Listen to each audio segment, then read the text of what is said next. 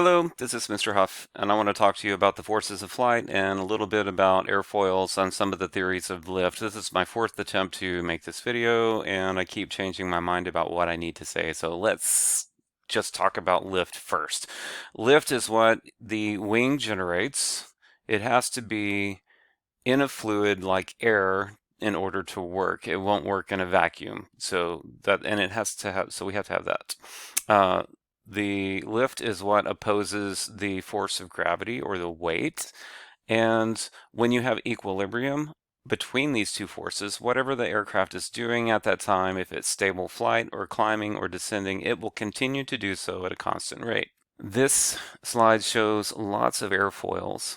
And there's one that it doesn't show called the double wedge, but we'll talk about that in a moment. So the older designs, these up here at the top left, have a hollowed out bottom side and they generate the most lift, which seems like it would be the one you would want to choose every time. The problem with these wings is as you increase velocity, they stop working as well. So the truth is, there's not a single wing design that is perfect in all flight situations. So the wing has to be designed for the craft it's going to go on and how that craft is going to be used. So while these wings have a lot of lift, these don't have as much, but they perform at higher speeds. And then there's one called the double wedge, which performs in supersonic flight where all of these would fail. So the pilot controls the lift. They can control the lift so that it will keep the plane flying straight and level and stable, or they can control the lift using the ailerons to cause the aircraft to turn or even roll.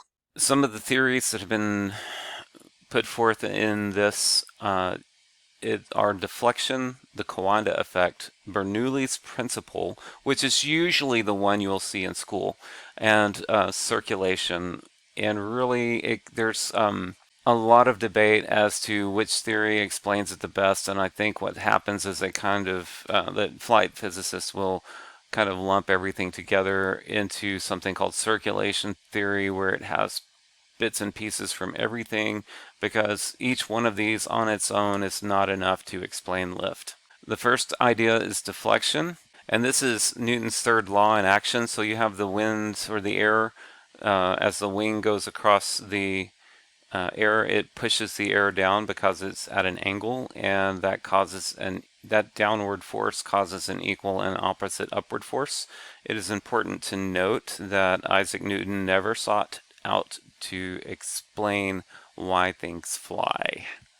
But this is a contributing factor.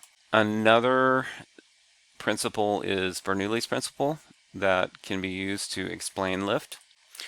And Bernoulli's principle states that when you have a reduction in cross-section and an airflow, you will see a change in velocity and a change in pressure. So if you start with the velocity and the pressure being equal, and then move into the narrower cross-section, the velocity has to increase, and that causes a decrease in pressure. So we can see that these are inversely proportional.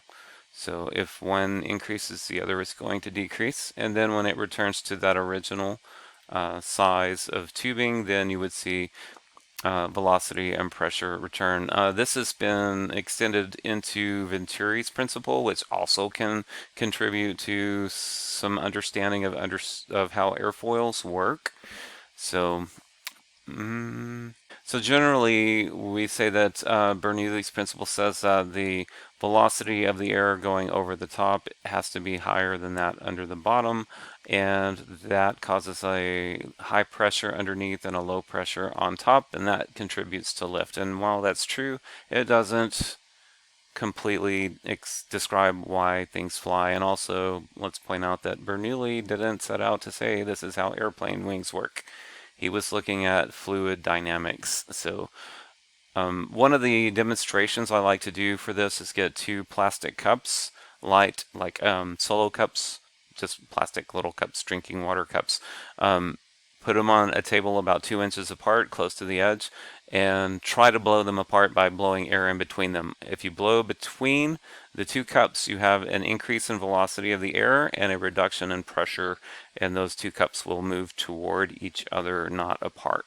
I encourage you to do that.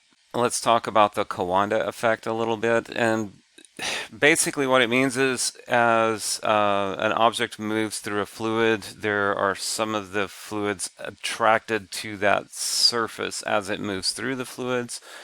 And the slideshow that they have for you, it uses water and a spoon.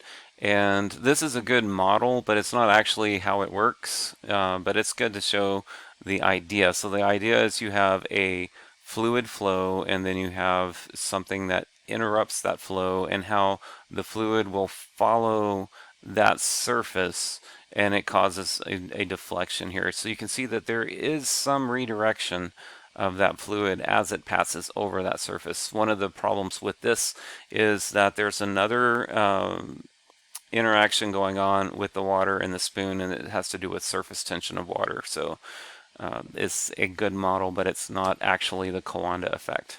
And then there is another theory that goes into how airfoils work, and it's the idea of circulation. And it could also be described as the air circulating around the entire wing as it moves because of the differences in pressure and that sort of thing. And it's also at the surface of the wing, but we have these reversals in flow at the surface and overall, so that contributes to lift as well. And then one of the things you can look at is circulation theory, which tries to bring all of this together to explain how wings work. Bottom line is that in the four forces of flight, lift is the one that we control to make the flight stable or make the craft turn. And there's a lot of moving parts there, so I don't want to get into something more than we can chew at this point. So that's just a little introduction to airfoils and some of the things going on around them to help you understand how aircraft work. And I will post some supporting videos that explain it a lot more eloquently than I do. Thank you for your attention.